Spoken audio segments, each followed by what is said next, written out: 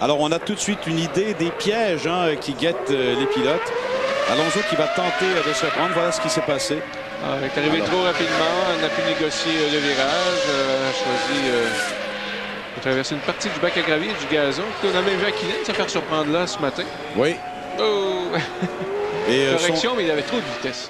Et son temps est de 1:24.880. Alors, écoutez, on est bien loin de ce qu'on aura en principe. Mais comme l'a dit Bertrand, gardons-nous toujours quand même bien en tête qu'il n'est pas rare de voir ici, à Montréal, des temps parfois un peu plus lents que ceux qui ont été enregistrés lors de la séance libre du matin.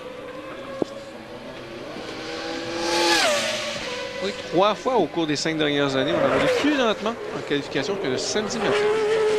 Michael Schumacher qui a fait 1:16.200. Notamment parce que la température montait énormément sous le soleil. Oui, c'est ça. Aujourd'hui, il faut dire que le soleil est là. Là, il y a des cumulus qui arrivent par beau temps. On voit souvent ça en milieu de journée.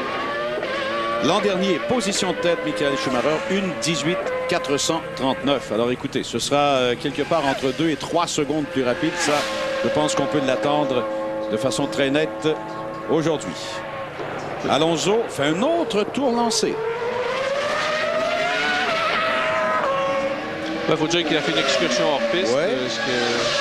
C'est son 3e quand même. Alors 1:20.882. Ça a baissé pas mal quand même, regardez. Est-ce que ça peut annoncer une tendance? Bon, enfin, on verra. On va tout découvrir ça ensemble, chers amis. Bon. Et de votre côté, Christian, c'est toujours le calme, hein? Mais vous êtes vraiment doué pour tout deviner, hein? Non, c'est pas cela. C'est que juste au moment où vous m'avez dit le calme, non. On est en train d'enlever les pneus de Panis. On descend tous sur la balance maintenant. Ah oui, je vais vous raconter une anecdote. Oui. On met par exemple 2 balances, une sur chaque roue. Est-ce que vous savez pourquoi faire? Ah non? C'est tout simplement pour voir la pression que chaque roue a sur le sol. Et oui, les gens pensent que on monte une voiture et puis on serre à droite, on serre à gauche. Non, les tirants qui servent de suspension sont bien tarés à une certaine pression. Et donc l'angle de pression est mesuré et converti en poids. C'est sophistiqué. Voilà, c'est ce qu'on est en train de faire là. Eh ben. Alors, à Fernando Alonso, on verra se joindre Tarso Marquez. Donc, les 2 Minardi sont en piste. Et Alonso, en principe, là, va revenir après avoir déjà complété 4 tours. Alors, Alonso, rappelons-le, le 3e plus jeune pilote de l'histoire de la Formule 1. Il n'a pas encore 20 ans, je pense. Ouais.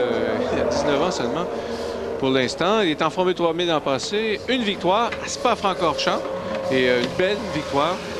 Il était pilote d'essai Minardi aussi l'an passé. Benetton l'a signé, Benetton Renault, contrat à long terme. Alors, on s'assure ses services, mais il ne sait pas ce qu'il fera l'an prochain. En voilà un qu'on a hâte de voir dans le classement final de l'épreuve d'aujourd'hui. Juan Pablo Montoya.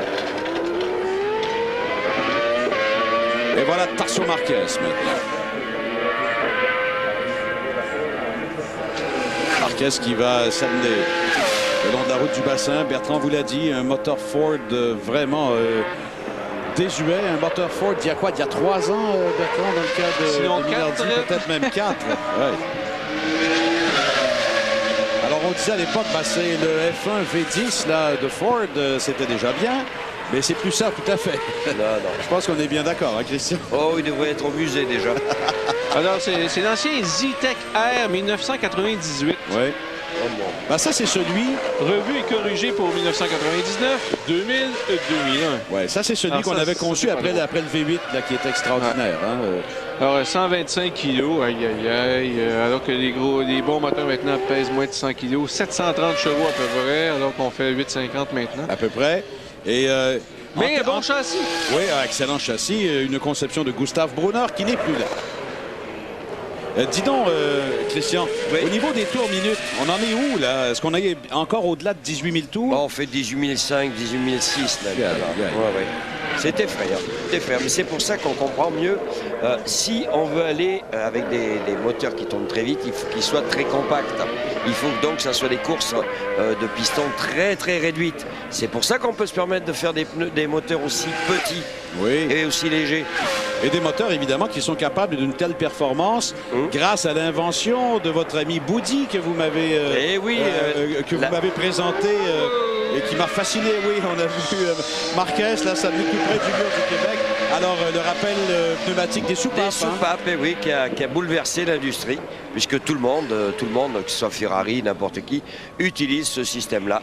Oh, un beau petit nuage qui nous rafraîchit un peu, là. Voilà. Et 2 tours lancés pour les 2 pilotes Minardi. C'est ça. Est-ce que ce pourrait être une recommandation Bridgestone?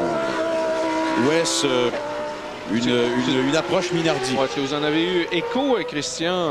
Non. En fait, j'ai essayé de demander à Jacques, je lui ai dit alors au niveau des pneus, il dit j'ai pris pour détendre. En tout cas, Marquez a trouvé la bonne façon de griller les siens. Oui. Il est monté sur les vibreurs, les roues ont bloqué et il a été habile quand même là, pour garder la voiture en piste tout près du fameux mur. Bienvenue au Québec. On aperçoit Eddie Irvine. Écoutez, messieurs, si vous me le permettez, sans vouloir vous interrompre de façon impolie, on va faire une pause tout de suite parce que c'est quand même pas l'action qui se bouscule. On sera de retour dans quelques instants au circuit Gilles Villeneuve de l'île Notre-Dame.